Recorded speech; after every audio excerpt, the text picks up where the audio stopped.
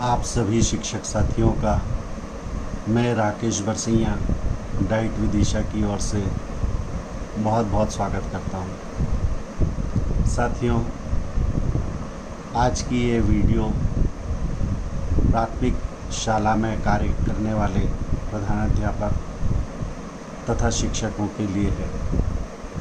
विशेषकर हमारे ऐसे शिक्षक साथी जो कक्षा 1 और 2 के शिक्षण से जुड़े हुए हैं या उनकी मॉनिटरिंग से जुड़े हुए जन शिक्षक, बीएससी आदि हैं।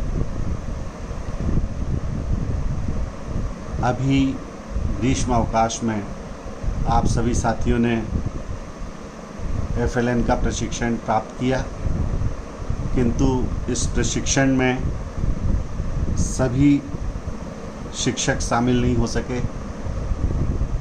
केवल कक्षा 1-2 पढ़ाने वाले शिक्षक शामिल थे, एचएम शामिल नहीं हो सके। और उन सबकी जिज्ञासा है कि उनके स्कूलों में क्या हो रहा है, उनके कक्षा 1-2 में किस तरीके से शिक्षण होना है, यदि वे उसमें मदद करना चाहें तो कैसे कर सकते हैं। इसलिए उनके लिए बहुत ज़रूरी है कि वो कक्षा 1-2 की गतिविधियां किस प्रकार से होनी है उसे समझें और जानें। साथ ही साथ जिन साथियों ने हमारे कक्षा 1-2 के शिक्षण का कार्य शुरू किया है, उनके लिए भी इसलिए महत्वपूर्ण है कि प्रशिक्षण के अंतर्गत जब उन्होंने जानकारी ली थी और जब वो उसका क्रियान्वयन कर रहे हैं तो उसमें कुछ कठिनाइयाँ आ रही हैं। तो सबसे पहले मैं आपका ध्यान दिलाना चाहूँगा कि सत्र 22-23 की अकादमिक जो गतिविधियाँ हैं उसके अंतर्गत एफएलएन कार्यक्रम अंतर्गत कक्षा 1-2 की शिक्षण की रणनीति क्या है। सबसे पहले हम ये देखें कि जो राज्य शिक्षा केंद्र से हम लोगों को निर्देश प्राप्त हुए हैं उसके अनुसार कक्षा 1 और 2 में पूरे साल एफएलएन के लिए जो मिशन अंकुर के अंतर्गत अभ्यास पुस्तिकाएं और कक्षा पाठ्य पुस्तकें हैं उनके ऊपर हमको कार्य करना है। जो शिक्षक संदर्शिका के अंतर्गत पाठ्य योजनाएं दी गई हैं उसके अनुसार साल भर हमको शिक्षण कार्य करना है। कक्षा 3 से 8 में 15 अगस्त तक दक्षता उन्नयन का कार्य और 15 से 31 अक्टूबर तक एक कक्षा पूर्व का अर्थात N-1 के ब्रिज कोर्स के गतिविधियां कराई जानी है। और 1 नवंबर से जो है हमारे शिक्षक साथियों को पाठ्य पुस्तक कार्य करना है। एफएलएन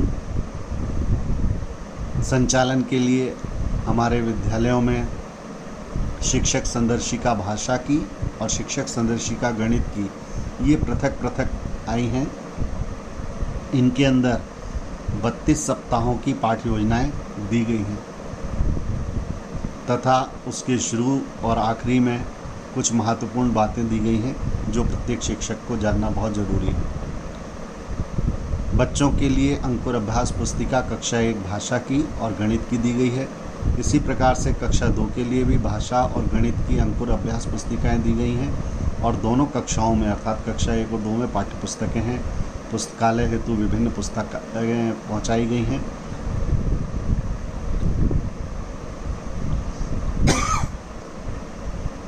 सत्र 22-23 की अकादमिक योजना को अगर आप देखें तो आप पाते हैं कि इसमें प्रत्येक सप्ताह में क्या पढ़ाया जाना है उसके बारे में बहुत विस्तार से कहा गया है। उदाहरण के लिए अगर हम देखें तो प्रथम सप्ताह में हमको प्रथम 2 दिन र वर्ण, उसके बाद 2 दिन क वर्ण, फिर 2 दिन न वर्ण, इस तरीके से एक सप्ताह में जो 6 वर्किंग डे हैं उसमें 3 वर्ण पढ़ने के लिए 3 अल्फ़ाबेट पढ़ने के लिए पाठ्य योजनाएं दी गई हैं। अगले सप्ताह में फिर 3, फिर अगले सप्ताह में 3। यहाँ जो आ की मात्रा दूसरे सप्ताह के दूसरे दिन तीसरे दिन दी गई है उसको यहाँ पर मात्रा के रूप में लिया गया है। इसी तरीके से चौथे सप्ताह में ई, ल और ये ए की मात्रा को यहाँ ले लिया गया है। इस तरीके से 4 सप्ताह के अंतर्गत अगर हम देखें तो हम लगभग 10 वर्ण और 2 मात्राएं से परिचित हो जाते हैं। आपकी शिक्षक संदर्शिका में प्रत्येक सप्ताह के लिए योजना दी गई है कि किस सप्ताह में किस क्लास में क्या गतिविधि करानी है। कक्षा 1-2 के लिए ये कलर का उपयोग किया गया है, जबकि कक्षा 1 और 2 के लिए अलग अलग कलर का उपयोग किया गया है। अगर आप देखें कक्षा 1 का जो कलर है वो ये बताता है कि यहाँ स्कूल रेडीनेस कार्यक्रम पढ़ाया जा रहा है, जबकि कक्षा 2 का कलर बता रहा है कि कक्षा 2 में र, क और न वर्ण पढ़ाया जाना है। तो इस तरीके से दूसरे सप्ताह में ये कक्षा 1 का रंग स्कूल रेडीनेस के लिए और कक्षा 2 का ये बताता है कि ह, आ और स वर्ण पढ़ाया जाना है। इसी के साथ साथ इसमें शिक्षक को जिस सप्ताह में जिस दिन को वो पढ़ाता है वो गोले से राइट लगाएगा। अगर मान लीजिए उसने पहले सप्ताह के पहले दिवस का शिक्षण कर लिया तो वो पहले के ऊपर यहाँ पर राइट का निशान लगा देगा। मेरा एक और सुझाव है कि यदि वो महीने जुलाई में करता है तो यहाँ जे डाल दे और जिस तारीख को कर रहा है उसके नीचे केवल तारीख डाल दे, क्योंकि के गोले के साथ इतनी पास में जगह नहीं है कि उसमें दिनांक, माह और समय डाला जा सके। तो सन तो स्पष्ट ही है कि 22-23 की बात चल रही है। केवल अगर एक बार जे डाल दिया जाए तो ये जुलाई दिखेगा, जब अगस्त आ जाए तो ए डाल दें और फिर बाकी का गोले के नीचे वो तारीख केवल डाल दें और उस पर राइट का निशान लगा दें। इससे ये पता चलेगा कि हमारे स्कूल में कौन से सप्ताह का कार्य अभी चल रहा है और कौन से सप्ताह का कार्य किस दिनांकों में संपन्न कराया गया है। इसी तरीके से गणित का भी शिक्षक संदर्शिका में उसकी साप्ताहिक योजना दी गई है और उसमें भी हम जिस पाठ को कराते जाएं उस गोले के ऊपर राइट का निशान लगाते जाएं। यह शिक्षक को किस मतलब पाठ योजना का किस रोज़ क्रियान्वयन किया गया यह अंकित किया जाना चाहिए। इस कार्य को करने के लिए हमारे शिक्षक साथियों को सबसे पहले एक समय सारणी का निर्माण कर लेना चाहिए। इस समय सारणी के अंतर्गत भाषा का कालखंड 90 मिनट का हो, गणित का कालखंड 70 मिनट का हो, गणित का कालखंड 70 मिनट का, अंग्रेजी का 70 मिनट का, प्रार्थना 15 मिनट की और बाकी का जो समय है उसमें मध्याह्न भोजन, रचनात्मक गतिविधियां, खेलकूद, पुस्तकालय की गतिविधियों को शामिल करते हुए समय सारणी बनाई जाना चाहिए। इसके लिए जो समय सारणी अगर आप देखें तो एक समय सारणी का जो स्वरूप है वो राज्य शिक्षा केंद्र द्वारा भी शेयर किया गया था, जिसे हमने आपके पास तक पहुंचाया था। शिक्षक संदर्शिका में अगर आप देखते हैं तो आप पाएंगे कि इसमें पूरी पाठ योजना दी गई है। इसमें सबसे पहले ये लिखा हुआ है कि किस सप्ताह के किस दिवस इस पाठ योजना को पढ़ाया जाना है। इसके अंतर्गत ये रंग बताता है कि कक्षा 1 और 2 दोनों के लिए गतिविधि कराई जानी है। इस गतिविधि को कहा गया है मौखिक भाषा विकास। इस मौखिक भाषा विकास के अंतर्गत एक चित्र दिया जाता है हर बार और उस पर बच्चों से चर्चा करनी होती है। जब मैंने एक स्कूल में बच्चों के साथ चर्चा की तो मैंने पाया कि बच्चे इसमें अपनी क्षेत्रीय भाषा का उपयोग मोड़ा मोड़ी कर रहे थे बालक बालिकाओं के लिए। तो इस चित्र से चर्चा करने के पीछे मंशा यही है कि बच्चे जो अपनी क्षेत्रीय भाषा का उपयोग करते हैं उसे प्रामाणिक भाषा की ओर ले जाएं। दूसरा, कई बार वो कुछ वस्तुओं को सही संदर्भ में नहीं पहचान पाते हैं। जैसे एक बच्चे ने मुझे अखबार को कागज़ कहा, क्योंकि हो सकता है कि उसके स्कूल में और घर पे उसे अखबार से परिचय का मौका ना मिला हो। तो यहाँ पर उस बच्चे को अखबार शब्द से भी हम लोगों ने परिचित कराया। यहाँ पर उसे क्षेत्रीय भाषा से प्रामाणिक भाषा लाने के अवसर गिनने के अवसर, रंग के अवसर, उसे अवलोकन करने के अवसर और अपनी भाषा में अभिव्यक्त करने के अवसर मिलते हैं। यह मौखिक भाषा के विकास का बहुत महत्वपूर्ण पहलू है। निश्चित रूप से यहीं से हमारे पाठों की शुरुआत की गई है। यह कार्य जो है हमको 10 मिनट के लिए करना है, ये पाठ योजना में स्पष्ट किया गया है। इसके बाद ध्वनि जागरूकता का कार्य 10 मिनट के लिए किया जाना है। इसके अंतर्गत कक्षा 1 और कक्षा 2 के लिए अलग अलग गतिविधियां हैं। कक्षा 1 के लिए एक छोटा सा वाक्य, पीली पतीली पतीला पीला, पीली पतीली पतीला पीला, इस तरीके से हमको कहना है। बच्चे सुनेंगे और फिर बच्चे हमारे साथ दोहराएंगे और बाद में बिल्कुल स्वतंत्र रूप से दोहराएंगे। मतलब बच्चों को हमारे द्वारा बोली गई ध्वनियों को सुनना है, उन्हें याद रखना है और फिर उन्हें दोहराना है। यह कार्य पहले वो शिक्षक के साथ करेंगे और फिर स्वतंत्र रूप से करेंगे। पहले शिक्षक अकेला करेगा, फिर उसके बाद शिक्षक और छात्र करेंगे और उसके बाद अकेले छात्र करेंगे। मैं करूं, हम करें और आप करें के रूप में इस गतिविधि को कराया जाएगा। इसी तरीके से कक्षा 2 के बच्चों के लिए र वर्ण के लिए गतिविधि कराई जाएगी। उसमें शिक्षक बच्चों को ऐसे शब्द बोलेगा जिनमें र शब्द की प्रथम ध्वनि हो, तो बच्चों को हाथ ऊपर करना है, और यदि उसमें र ध्वनि नहीं है तो उसे हाथ सामने करना है। अर्थात अगर शिक्षक कहता है रकम तो शिक्षक हाथ ऊपर करके बताएगा, और अगर कहता है मकान तो हाथ सामने करके बताएगा। यही प्रकार की गतिविधि अन्य शब्दों के साथ शिक्षक बच्चों के साथ करेगा और फिर बच्चों को स्वतंत्र रूप से करने को कहेगा। अर्थात अगर बच्चों को रथ कहा जाता है तो बच्चे हाथ ऊपर करेंगे, और यदि कहा जाता है जल तो बच्चे हाथ सामने करेंगे। तो इस प्रकार से किसी वर्ण की ध्वनि को समझने की गतिविधि ध्वनि जागरूकता के अंतर्गत 10 मिनट करी जाएगी। उसके बाद वर्ण ज्ञान की गतिविधि 20 मिनट कराई जाएगी। इसमें कक्षा 1 के जो बच्चे हैं, ये रंग आप देखकर समझ रहे होंगे, यहाँ लिखा भी है गोले में एक, तो कक्षा 1 के जो बच्चे हैं वो पाठ्यपुस्तक की पेज नंबर 17 की गतिविधि करेंगे। अर्थात बिंदुओं को मिलाकर आकृति बनाएंगे और उसमें रंग भरेंगे। ये कार्य जब बच्चे स्वतंत्र रूप से कर रहे होंगे तब शिक्षक कक्षा 2 के बच्चों के साथ र वर्ण को पहचानने की गतिविधि कराएंगे। वह कार्ड के माध्यम से र बच्चों को शब्द पढ़ने समझने के अवसर देंगे और र वर्ण का कार्ड दिखाकर उन बच्चों को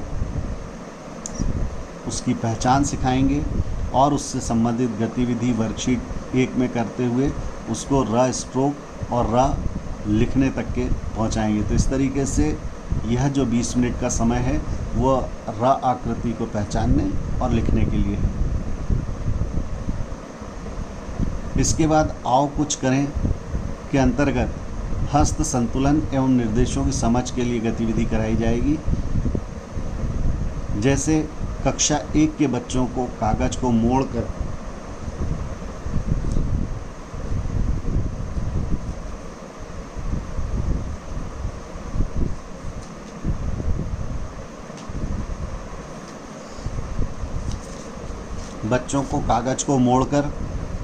हवाई जहाज बनाने की गतिविधि कराई जाएगी। बच्चे कागज को मोड़कर हवाई जहाज बनाएंगे। इस कागज को मोड़कर हवाई जहाज बनाने से बच्चों को बहुत सी चीज़ों की जानकारी मिलेगी। उदाहरण के लिए जब वह एक आयताकार कागज़ लेते हैं, उसका मध्य से उस मोड़ते हैं, उसकी लंबाई और चौड़ाई जैसे शब्दों को सुनते हैं, उसे मोड़ने से बनने वाले त्रिभुज की आकृति समझते हैं। तो इस गतिविधि के साथ साथ वे कुछ आकृतियों को भी समझते हैं और एक रचनात्मक कार्य करने से उनके हाथों का संतुलन भी बनता है और वह निर्देशों की समझ भी बना पाते हैं। कक्षा 2 के बच्चे जो है र वर्ण को स्वतंत्र रूप से उस समय लिखने का कार्य करेंगे। इसके बाद शब्द भंडार की जो गतिविधि है, फिर इसमें कक्षा 1 और 2 के सारे बच्चे साथ में काम करेंगे। ये इसके अंतर्गत जंगल में किताब घर एक कहानी है जो हमारी कहानियों के अंतर्गत आती है। इस कहानियों का संग्रह जो है उसको प्राप्त करने के लिए यहाँ एक QR कोड दिया गया है। इस QR कोड की सहायता से हमारे शिक्षक साथी जो हैं वो स्कैन करके उस कहानी तक पहुँच सकते हैं। किंतु इसमें समस्या ये आ रही थी कि जो कहानी QR कोड से प्राप्त हो रही थी उसकी लास्ट वाली स्लाइड जो आती थी वो तेज़ी से निकल जाती थी, अर्थात लास्ट पेज को पढ़ने में कठिनाई आ रही थी। इस बात को ध्यान में रखते हुए संग्रह, हमारी कहानियों का संग्रह के नाम से जो सॉफ्ट कापी है वो व्हाट्सएप ग्रुप पर आप सभी शिक्षक साथियों को सर्कुलेट की गई है। आप निश्चित रूप से उसका उपयोग करें तो आपको बहुत लाभ मिलेगा। और अंतिम 10 मिनट का जो समय है वह स्वतंत्र रूप से कार्ड, पोस्टर आदि के माध्यम से कहानियों को पढ़ने के अवसर देने के लिए है। तो इस तरीके से अगर आप देखें तो हमारे जो शिक्षक साथी हैं उन्हें भाषा का कालखंड 90 मिनट का शिक्षण करना है।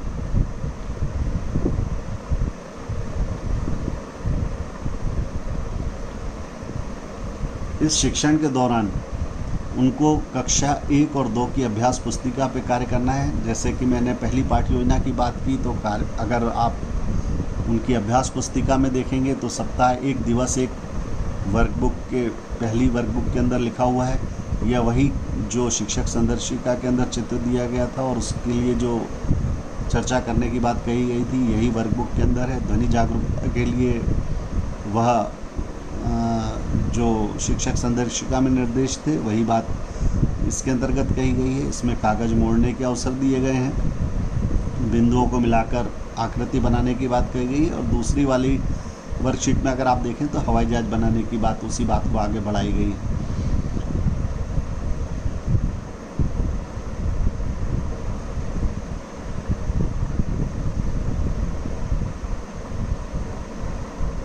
यदि हम कक्षा 2 के अंदर देखें तो उसके अंदर अभी जैसा हमने शिक्षक संदर्शिका के पाठ्य योजना में देखा कि सबसे पहले दोनों कक्षा के बच्चों को मौखिक चर्चा करनी थी, इसलिए ये वाली बात गतिविधि कॉमन है।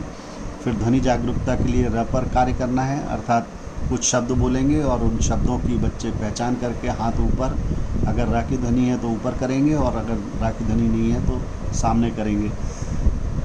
किंतु साथ साथ यहाँ पर लिखे हुए शब्दों में भी र ध्वनि को, शब्दों को पहचानने का अवसर दें।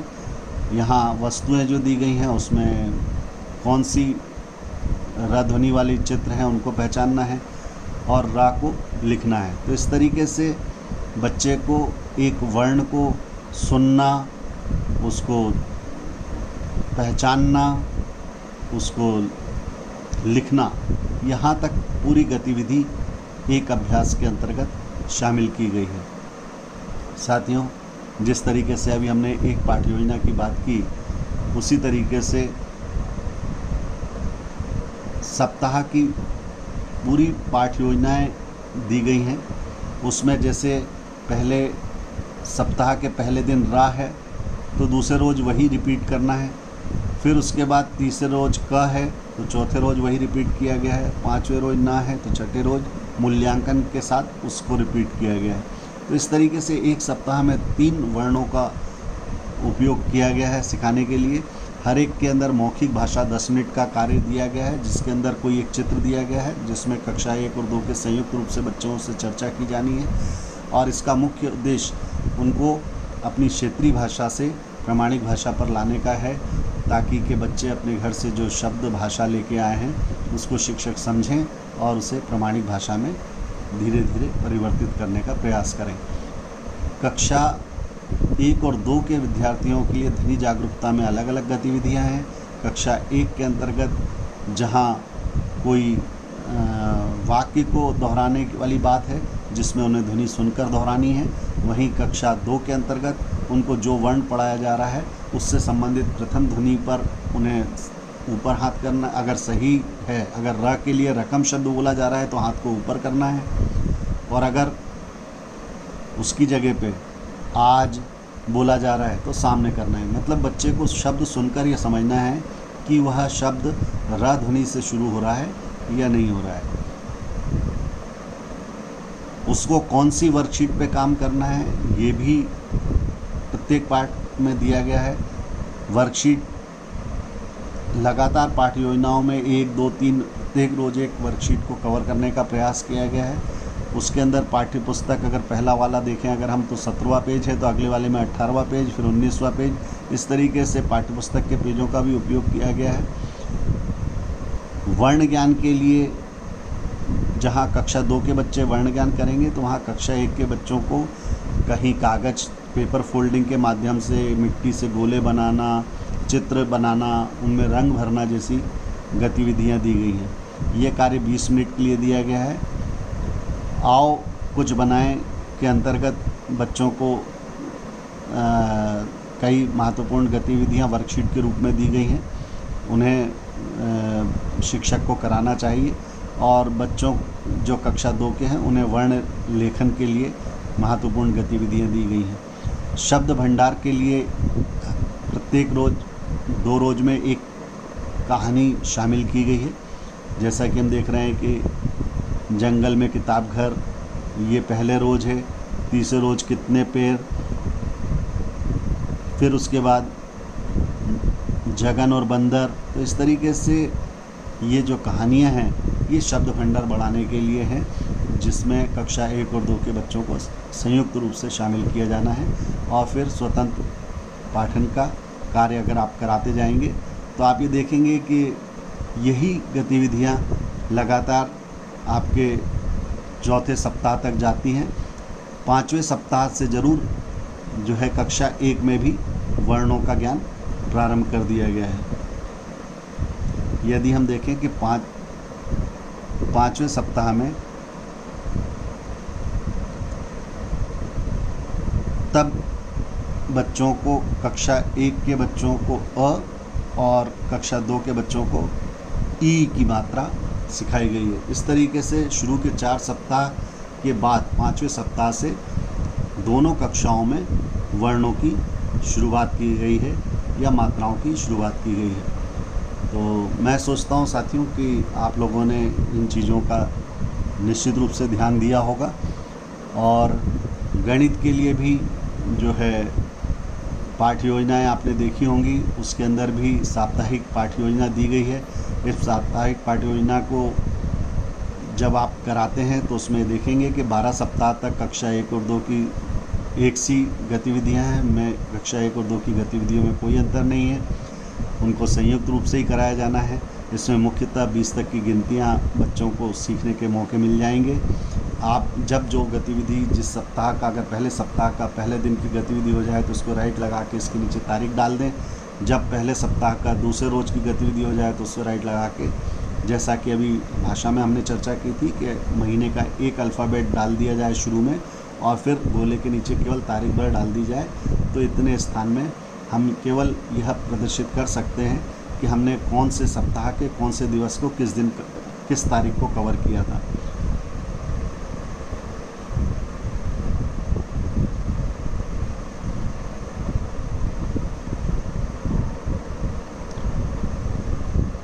हमारी कहानियाँ करके ये जो संग्रह है ये सॉफ्ट कॉपी में आप सभी साथियों को हमारे द्वारा भेजा जा चुका है। आपने निश्चित रूप से उसको देखा होगा। इसमें जो कहानियाँ दी गई हैं उनको किस तरीके से पाठ्य योजना के अंतर्गत यूज़ करना है उन्हें आप देख चुके हैं। इन कहानियों का शब्द भंडार बढ़ाने के लिए आप निश्चित रूप से बेहतर उपयोग कर सकेंगे। यदि मूल्यांकन के संदर्भ में बात की जाए तो आप इस तरीके से छात्र छात्राओं का नाम लिख सकते हैं और उनके आगे वो जो भी वर्ण सीखते जाएं उसके आगे उसकी लिस्ट डालते जाएं। यदि कोई छात्र एक्स, कोई भी रामलाल है, मोहन है, जो भी है, वो जो भी वर्ण सीखता जाए उसके आगे उन वर्ण या मात्राओं का क्रम लिखते चले जाएं। इससे आपको पता चलेगा कि अगर मान लीजिए आपने अभी तक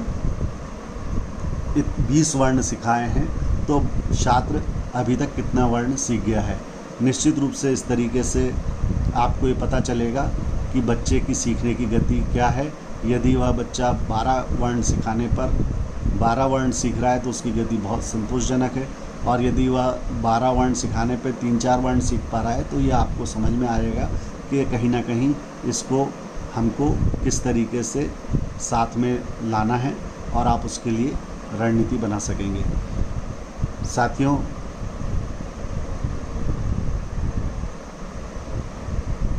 मेरा आपसे अनुरोध है कि आपने ये जो शिक्षण के लिए सारी तैयारियां की हैं और उसके हिसाब से आपने शिक्षण का कार्य शुरू कर दिया है, अपने साथियों के साथ ज़रूर चर्चा करें। इस वीडियो के अंत में मैं आपके साथ एक लिंक शेयर कर रहा हूं। आप उस लिंक के माध्यम से कोई भी प्रश्न या सुझाव देना चाहें या कोई प्रश्न पूछना चाहें तो निश्चित रूप से आप इस फीडबैक फॉर्म को भरें जो डिस्क्रिप्शन बॉक्स में दिया गया है। आपके इस प्रश्न का या सुझाव का हमें बड़ा इंतज़ार होगा। आपके द्वारा पूछे गए प्रश्न पर निश्चित रूप से हम जल्दी से जल्दी उत्तर देने की कोशिश करेंगे। आप सभी साथियों का बहुत बहुत धन्यवाद।